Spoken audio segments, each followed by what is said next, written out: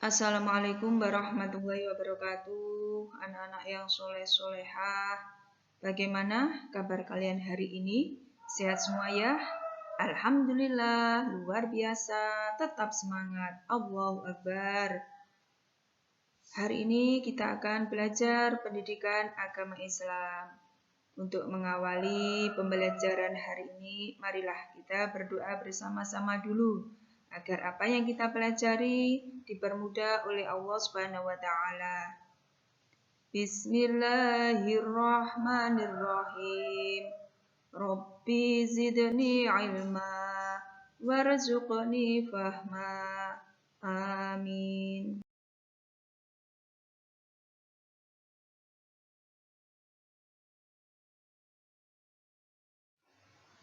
Hari ini kita akan mempelajari makna kandungan surat At-Tin.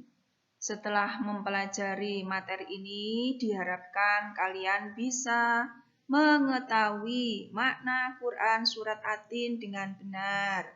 Kemudian kalian juga dapat mencontohkan perilaku saling mengingatkan dalam hal kebajikan sebagai implementasi dari pemahaman Quran surat At-Tin.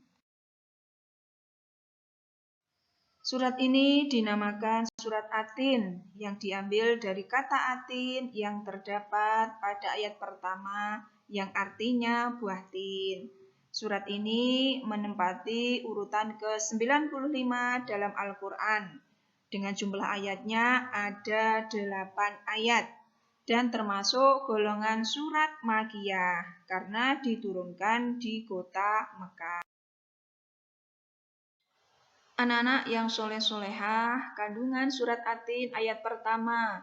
Wattini wazzaitun. Tin merupakan buah yang enak dan lembut serta cepat dicerna.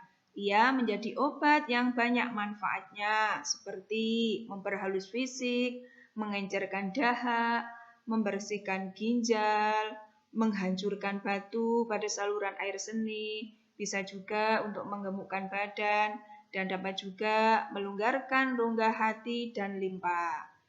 Sedangkan buah zaitun ini juga memiliki keistimewaan karena kandungan minyaknya yang berlimpah, sehingga dapat dipergunakan di daerah yang kurang memiliki minyak. Kandungan ayat kedua, Waturi Sinin. Gunung Sinai terletak di semenanjung Sinai. Gunung ini dikenal juga dengan nama Jabal Musa atau Gunung Nabi Musa, karena di tempat inilah Nabi Musa pertama kali menerima wahyu dari Allah dan diangkat menjadi Rasul. Pada malam Mi'raj, Rasulullah SAW berhenti sebentar di tempat ini, yaitu untuk melaksanakan sholat sebagai penghormatan beliau pada kesucian tempat tersebut. Kandungan ayat ketiga, Wahadal baladil amin. Kota Mekah adalah kota yang aman. Kota ini disebut aman karena siapapun yang memasukinya akan terjaga keamanannya dan keselamatannya. Kota Mekah ini disebut juga dengan Ummul Qura dan tanah yang aman. Kandungan ayat yang keempat, Laqad khalaqnal insana fi ahsani taqwim. Allah Subhanahu wa taala menjadikan manusia dalam sebaik-baik bentuk, sehingga manusia disebut makhluk yang sempurna. Karena manusia memiliki akal, jasmani, rohani, dan nafsu. Selain itu juga manusia dibekali dengan akal dan pikiran agar mereka dapat membedakan mana yang baik dan yang buruk. Sedangkan hewan hanya memiliki jasmani dan nafsu saja. Kandungan ayat kelima, Tsumma radadnahu asfala safilin.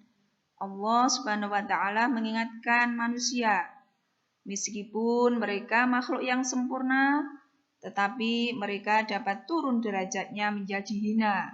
apabila pengetahuan, sikap, dan perilakunya menyimpang dari ketetapan Allah dan Rasul-Nya. Anak-anak yang soleh-solehah, kandungan ayat yang ke-6. Illalladzina amanu wa 'amilus sholihati falahum ajrun ghairu mamnun. Orang-orang yang tidak pernah hina adalah mereka yang beriman dan melaksanakan amal soleh. Orang yang demikian itu akan selamat dari kehinaan di dunia dan akhirat.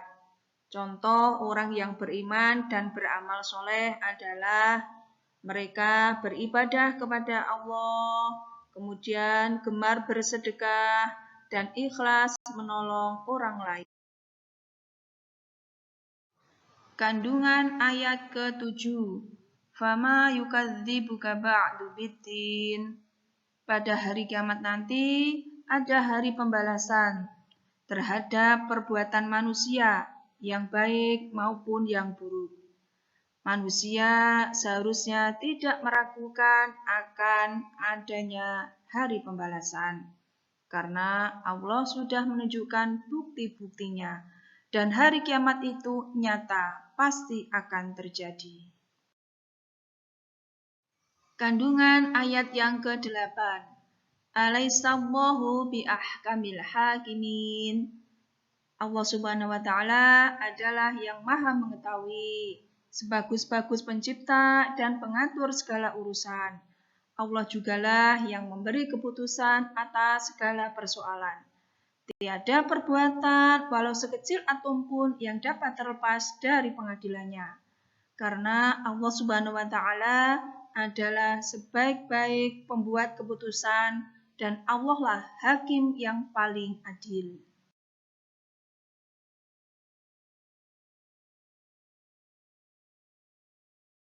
Demikianlah anak-anakku yang soleh-solehah yang dapat kita pelajari pada hari ini. Semoga bermanfaat dan bisa kita terapkan dalam kehidupan sehari-hari. Kita selalu berusaha untuk menjadi yang lebih baik lagi. Tetap semangat meskipun kita masih belajar dari rumah. Mari kita akhiri dengan bacaan hamdalah. Alhamdulillahirabbil alamin. Wassalamualaikum warahmatullahi wabarakatuh.